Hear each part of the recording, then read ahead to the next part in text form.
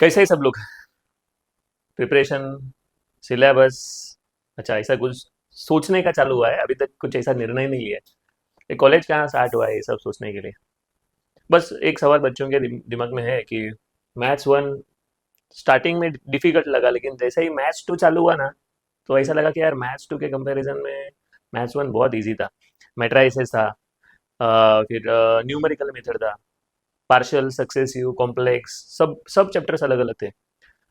तो maths one जब भी स्टार्टिंग में पढ़ रहे थे तभी समझ में नहीं आ रहा था शायद, लेकिन जब जैसा ही सेमेस्टर टू का शौक लगा ना, double integration, triple integration, area, mass, इतना सारा इंटीग्रेशन, तो लगा यार फर्स्ट सेमेस्टर का मैथ्स वन अच्छा था।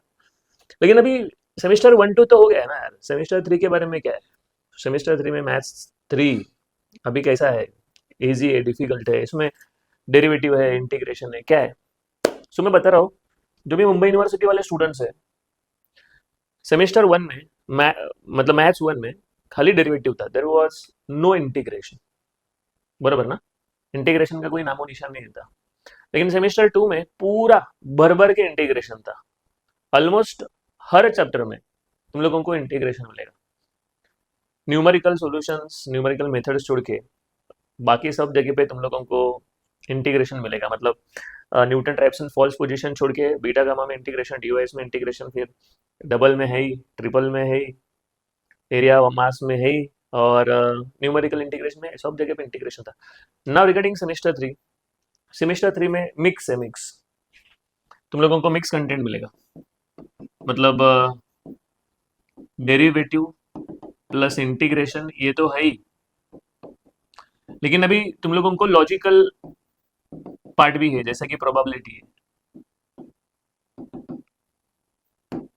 कुछ लोगों को प्रोबेबिलिटी है, कुछ लोगों को कॉम्प्लेक्स वेरिएबल है, तो अपने अपने ब्रांच के हिसाब से यहाँ पर तुम लोगों को कंटेंट मिलना शुरू हो जाएगा। जैसा मैकेनिकल वाले लोग हैं तो मैकेनिकल में numerical, partial application of partial differential equation, ऐसा एक पार्ट है जहाँ पर दो मेथड्स है, Crank Nicolson, Bender Schmidt method.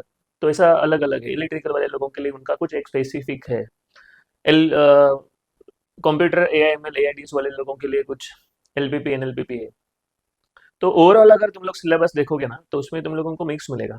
और जो भी तुम लोग अपना ब्रांच देखोगे, जैसा computer A I M L A I D हो गया, इनको प्रोग्रामिंग में स्टैटिस्टिक्स लगाना पड़ता है, लॉजिक लगाना पड़ता है, वो यहाँ पर मिलेगा। सो इजी है या डिफिकल्ट है, ये सवाल में मत जाइए।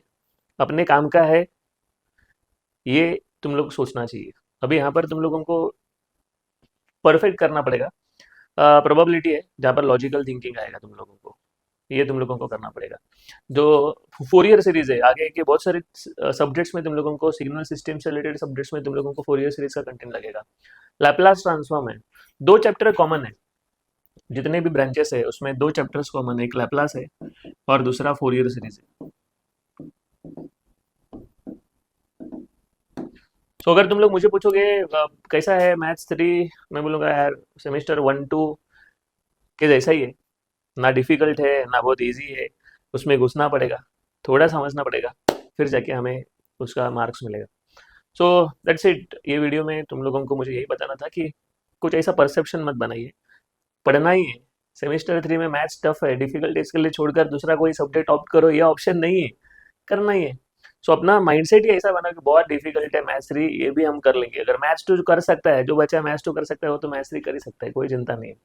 सो चलिए start thinking about the semester three and उससे रिलेटेड काम करने का चालू करिए। तो रुकता हूँ मैं, थैंक यू वेरी मच।